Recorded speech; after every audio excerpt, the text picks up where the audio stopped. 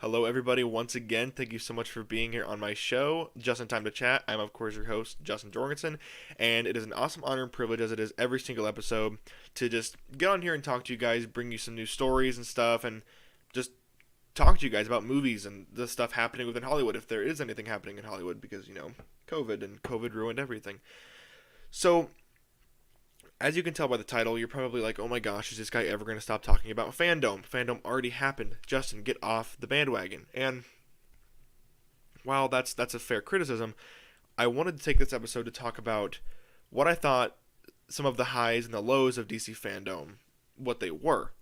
I did not watch all of DC Fandome. I watched a very comfortable portion of it. I watched, as you can see, if you're watching on YouTube on the right, I watched the Wonder Woman 84 panel, the Warner Brothers Games Montreal panel, The Flash, The Suicide Squad, Black Adam, Shazam, Suicide Squad, Kill the Justice League, The Batman, and the Snyder Cut.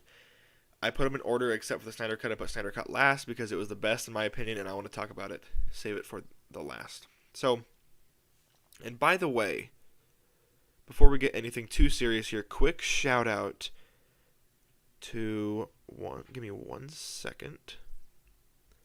Shout out. Wow. All right. So, shout out to both. I didn't know that this other person commented, but on my Wonder Woman 84 my live broadcast of me reacting to it, Retro Dude and Travel Girl, they commented saying, "Thank you for liking my art of the little girl and Wonder Woman," which, if you don't know what they're talking about, I'll get it up here in a second. And I had no idea. And there was another comment I wasn't expecting either, but I got another comment here in a sec. So obviously all the cosplay of the art was amazing that was displayed at DC Fandome. It was this piece of art right here, if you can see. Gosh dang it, focus. There you go. The little girl like looking in the mirror and seeing Wonder Woman. I absolutely loved that. And they commented on my broadcast saying, "Thank you for liking my art." And then this cosplay right here is going to be a little harder to see, but that one, you guys can see it. I thought it was absolutely outstanding. I thought it looked so real. It looked amazing. And that person actually commented too. I think it's Ishel Perez. I'm so sorry if I got your name wrong. But thank you for sharing this panel. I'm so glad you liked my cosplay. And then she gave me her Instagram handle. And that totally caught me off guard. And I thought that was awesome. And when I saw those comments, that brought out one of the best qualities of DC Fandome. And that was the fans. This event, DC Fandome, was meant to bring all of us fans together to celebrate what we love. And it was. You saw all these awesome most of the cosplays were really, really awesome. We saw this art, and they even had some like tattoo art that they showed. And it was a great place for all of the DC fans just to get together and just virtually, hang out and experience this thing together for the very first time. And I thought it was insanely awesome. So, with that out of the way, obviously, I absolutely loved DC Fandome. I'm going to get that out of the way first. I thought this event was absolutely unprecedented. I can see we have 2 people watching right now. Awesome. I hope you guys are having a good time. I thought it was absolutely unprecedented. I obviously hoped that it would do well, but I didn't know if it would do well. But the numbers that are coming out, it's showing that it even exceeded their expectations, which is amazing. I'm so glad this event did well. So with that out of the way, I loved DC Fandome. I'm going to go through all of the panels that I watched, all of the separate events that I watched, and I'm going to just give you the things I liked and some of the things that I didn't like, because of course I have some criticisms. So first off is Wonder Woman 1984, which was the first panel of the day, first one that I watched. I loved it. I love the cast, like Kristen Wiig, Gal Gadot, obviously, Pedro Pascal, Chris Pine, and then of course director Patty Jenkins. They all bounce off each other so well. They all look like they're having so much fun, and the trailer also was really, really awesome. I was getting a little bit of Cats vibes from Cheetah at the end, but they've still got time. They can still fix special effects a little bit. But if they were to release it as it is, I would have no problem with it. I think it looked just fine. The new trailer was super exciting. Looked like it's got some good humor, some good quips in there, and I was already excited for this film, but now I'm ready. Like, I know that Patty Jenkins and all these cast members are going to deliver.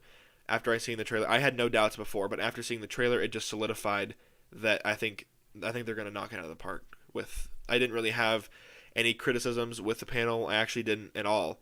Um, so with that out of the way, I guess we can move on to number two, and that is the Warner Brothers Games Montreal announcement. Now, I had not heard anything before this panel that it was confirmed to be an Arkham game.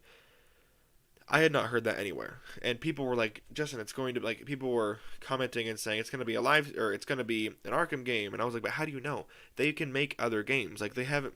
Arkham Origins is not their only game."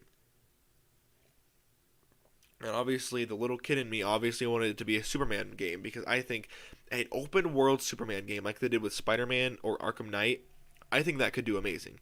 I think it would perform insanely well, and I think it'd be a ton of fun. The best open world Superman game we have is either Lego Batman 2 or 3 DC superheroes and Superman Returned for the PS2 back in '06 or '07. So I would really love a fresh take on the character with an open world like they do with Spider-Man. I guess that would be my one criticism, I guess. I think the game looks awesome. I think they presented it in a really cool way with Zachary Levi. Zachary Levi is always great. So not really too many criticisms with that one. I loved it. Except I wanted it to be Superman, but I'll take Gotham Knights. Number 3, we have the Flash panel. Now, I'm gonna be a little easy on this one because obviously they've barely done anything. You know, they haven't done a lot for this film at all because they've been bouncing directors back and forth for years. And while I loved the concept art and I loved seeing, the director and his wife, and I loved seeing Ezra Miller there solidifying that he's going to be our Flash, I really, really I enjoyed the fact that the panel happened at all because now we don't have to worry. We don't have to worry that the director is going to bounce. We don't, because Andy Muschietti and his wife are insanely passionate about this project, and so is Ezra Miller, and they've all illustrated that time and time again. So I think the best part about this panel is the fact that we don't have to worry that this film isn't going to get made anymore. I think we can sleep soundly tonight knowing that a Flash movie is coming in 2022. And that really excites me. I think they can do a ton of cool things with this character. And I think it's going to be great. I'm absolutely looking forward to the Flash movie 110%. I guess if I had to criticize the panel, it'd be lack of content. But what are you going to do? The movie's still almost 2 years out. I would have... Oh, wait. Never mind. Number 4, the Suicide Squad. This was my second favorite panel of the day. It was just all the cast members and James Gunn bouncing off each other and bullying Michael Rooker together. I think the whole panel was just brilliant. Their banter and their witty quips and their comebacks and the behind the scenes footage was insane. It looks like everyone's having such a good time with this film, and that is so important because you can tell James Gunn has passion. You can tell that since AT&T took over, and same thing with Zack Snyder, they're letting the directors have pretty much free reign, which is exactly what you want to a degree. You don't have to worry about them going overboard with a James Gunn or with a Zack Snyder because you can trust them. They're reliable filmmakers. You know, they've proven that time and time again. Whether you like their films, that's up for debate, but they are well-made films. So the Suicide Squad, seeing the behind-the-scenes montage and some of the new footage and seeing the cast and the director, I loved it. I loved all of it. I didn't have a single criticism. I thought it was amazing. This was by far the second best panel. That's a stupid way to say it, but whatever. Next, we have Black Adam, which they did some really cool things with the Black Adam panel. I will tell you what. They had like all the moving, like you said, Boss Logic and another guy. Was it Jim Lee? They teamed up and they did all that like moving concept art, and it was super cool. It was animated, and it told the story of Black Adam kind of, and it gave the tone and the feel and like kind of the central story a little bit of what Black Adam is going to be.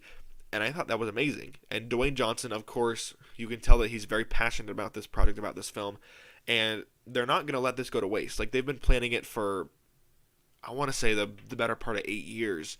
So the fact that it's finally getting made, that's a huge feat.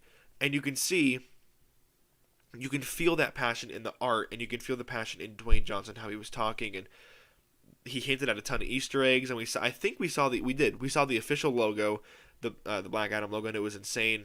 Absolutely loved it. That panel was awesome. I guess if I had to criticize it, it would be that they spent a little too much time answering questions, but that's really not a criticism. That's just more of a preference to me, a nitpick. I just like to get into the nitty gritty of things, but I wouldn't say that's a criticism. I'd say that's just my preference. Coming in at number 6, or I guess not coming in at number 6, at number 6 is the Shazam panel, which I was not expecting a thing. I don't even know if they've started filming on Shazam 2 yet. So my expectations were extremely low. But I went in with low expectations, and they were absolutely blown out of the water. When you got the director there, and they were on Shazoom, that was so funny. Such a good play on words. You could see it like they were on a Zoom. It was a Shazam fam on Zoom, Shazoom. So funny. And then like director David Sandberg came in with Zachary Levi and Asher Angel and Jack Dylan Grazer and a lot of the other cast members. They were just having a fun time, and they were revealing little bits and pieces of information at a time, very effectively, very secretively. Like when they revealed that the official title is Shazam: Fury of the Gods, which I think sounds awesome. I think that sounds great. Yeah, I think that sounds like a great title. And they just little, like, maybe Shazam will meet another superhero in this movie. Like, just little tiny pieces of information, because they've barely begun anything on this movie. So the fact that they could give us the title and they kept it down to 10 minutes, I think, it was just a lot of fun to watch. I loved it. I mean, obviously, if I had to criticize it, it would be the lack of content, but that's not their fault. It's not anyone's fault, because they just haven't begun. They haven't done a lot of stuff for it yet. Okay, coming in at number 7, we have Suicide Squad: Kill the Justice League. Now, I wasn't super amped about this. I thought it was, I went thinking, I was like, okay, a Suicide Squad game, that sounds cool. And that's kind of still how I feel. Like, I'll probably still pick it up. I'll probably still pay full price and get the game. But it's not going to be like a Marvel's Avengers or a Jedi Fallen Order or an Uncharted 4 or a SpongeBob Battle for Bikini Bottom Rehydrated or a Destroy All Humans remake that I have to get it on launch day. Like, those were titles that I needed to get on launch day to experience it with everyone else. But I'll probably still get this close to launch day, or at least launch week, because it does look good. But I'm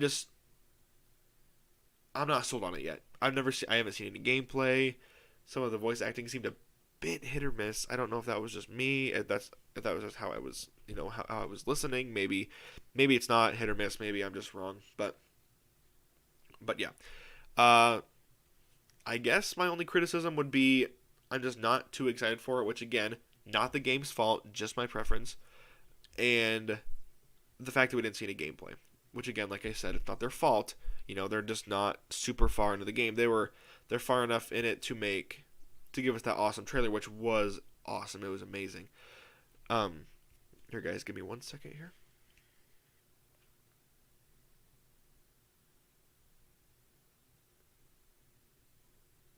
Okay.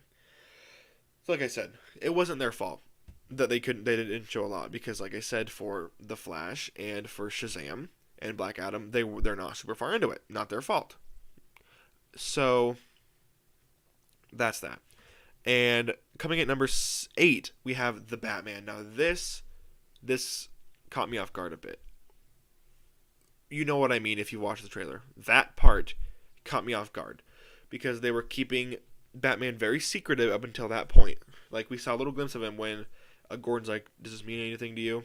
And then it showed our first look at the Batman, and I think it looked awesome.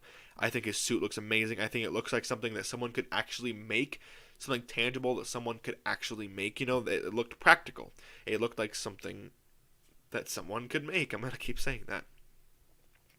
I think it looks great. I think that Robert Pattinson as Bruce Wayne and Batman looks outstanding. I think he looks fantastic as both, especially Batman. He's got the jawline. He looks awesome. Sorry, I didn't mean to hit my mic there. I think it looks great. My one criticism I get, actually, I'm not going to criticize the panel at all because Matt Reeves, before they showed the trailer, he's like, we only have 25 or 30% of this film shot, so don't expect anything too big. But then he showed us the trailer, and I'm like, how, they just made that trailer with 25 to 30% of footage that they've shot. They've only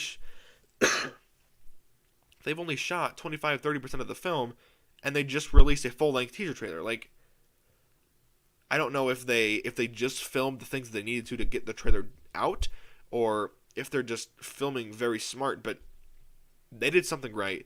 And that part where Batman just grabs the thug and starts beating the crap out of him, and he grabs his arm and like snaps at her. It was so great. It was pure 100% unbridled Batman, and I loved every second of it. I'm so glad that they're doing this take on the character. I think Robert Pattinson and Matt Reeves can really do something special with this, and I hope it turns into a trilogy. I really have high hopes for this film after seeing that trailer. And not coming in, oh my gosh. And at number 9, to say the best for last, the Snyder Cut. Now, I am going to address what Scott Mendelson said on Twitter. He's one of the big writers over at Forbes, and he said pretty much, he wrote this before the trailer was even released, by the way. He watched the leaked version and then commented on that on Twitter to his millions of followers, even though the trailer wasn't officially out yet. He said that he wasn't a huge fan of the trailer, which that's totally fine. It just looked like a bunch of scenes with delete. It just looked like the same scenes with stuff added, and then deleted scenes that weren't seen in the theatrical cut.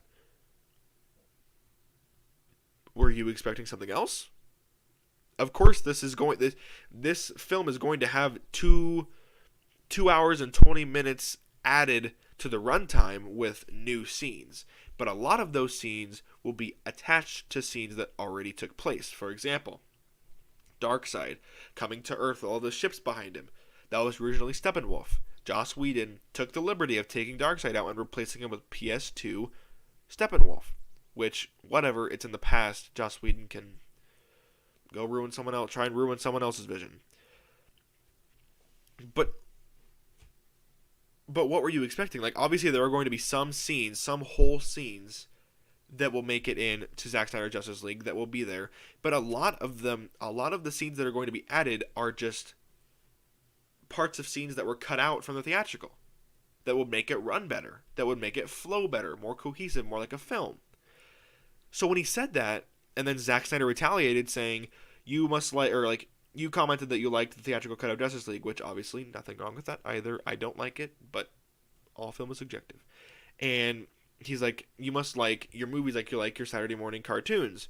And then Zack goes on to say that my film is for adults, which I can see how people would take problem with that, but I think that was an absolutely awesome thing to say. Because I'm not bashing Scott Mendelson for having his own opinion. And then he's like, and you also commented on a leaked trailer, so how does that feel? And that's true. Like, he just got online on Twitter and started bashing the trailer like 2 hours before the teaser was even officially released. So that was a pretty crappy thing to do. Was not a fan of that at all. But back on track, the Snyder Cut teaser was absolutely brilliant. Hallelujah. I will say that. Hallelujah to the stars that we finally get to see Zack Snyder's vision fully fulfilled in that aspect ratio. And when I say that, that's not a bad thing at all. It is a great thing, because if you look at the aspect, like, there's a post, I saw a post, and it's, people were like, oh my gosh, why is he putting it 4:3? And it's like, it's not 4:3. I don't remember what it is, but it's not 4:3. It's not cutting out anything. It's not cutting out any of the picture. So take this for example, me. See me like this rectangle that I'm in. You're still going to see this in Zack Snyder's Justice League, but you're going to have the bottom down here, and you're going to have the top. You'll be able to see that. You'll be able to see my right and my left hand. It's more picture added onto the top and bottom. It's no picture taken off of the sides. It's none of that. It's picture added to the top and bottom. Period. That's it. He's not cutting off any picture of this. This is all staying here. What he's doing is adding more to the top and bottom, which I think is a brilliant move. We want to see more pictures, so do it. So that's it. Uh, yeah, the trailer was astonishing. It was hearing the song and the slow motion, and of course the beautiful Snyder visuals and the fulfillment of finally seeing the first official piece of marketing for the Snyder Cut. Which, speaking of marketing and branding, they need to find out what they're calling this thing, because the title of the video is literally Zack Snyder's Justice League Fandome teaser, but at the end it just says Justice League # the Snyder Cut. So is it going to be called the Snyder Cut of Justice League the Snyder Cut, Zack Snyder's Justice League? What's it going to be called? Make up your mind, Warner Brothers. But yeah, all the Scott Meadows and stuff aside, I thought this was a fantastic teaser. I absolutely loved it. All of the scenes were new, or added on, as Scott Mendelson would like to say. It was great. I absolutely loved it. And in closing, I just want to say thank you to everybody who tuned in to all of my live broadcasts of me covering my panels, or the panels at Fandome. My Black Adam cover, like me covering the Black Adam panel, is my first video to reach 1,000 views. And it's only got like 9 likes, but it's got 1,000 views, which was big. That I've never had a video reach 1,000 likes before, so that was really, really cool. So thank you to all of you so much for making that happen. And I also wanted, on my Zack Snyder's Justice League, which also has over 500 views already, on my Zack Snyder's Justice League panel coverage. Oh wait, which was it that? Anyway, I had this guy from Nigeria comment on it, thanking me for live broadcasting the panels because he couldn't watch it he couldn't get Fandome to work, or his internet wouldn't support Fandome. I don't really know, but he thanked me for broadcasting these, and I was his hero, and that really meant a lot. That people actually watch my stuff. It may not be a lot of people, but I am trying to make a difference. I'm just trying to give people more content. So that really, really felt good. I'm not trying to toot my own horn here or anything, so don't think that. But it just felt really, really good. And I hope you guys enjoyed Fandome as much as I did. It was an unprecedented success. Absolutely loved every second of it. So that's going to do it for today's video, guys. I will be back soon to doing regular videos, not just about Fandome. That's probably turning a lot of people away, but hey, it's whatever. Thank you guys so much as always for watching. I look forward to hearing your guys' discussions below, and I will see you guys all in the next video.